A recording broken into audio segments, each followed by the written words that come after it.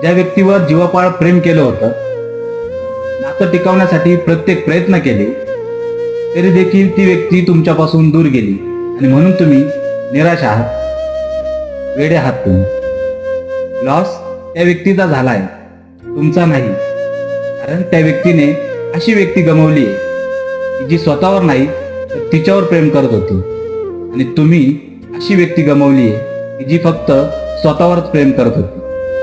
म्हणून आनंदी राहायला शिका.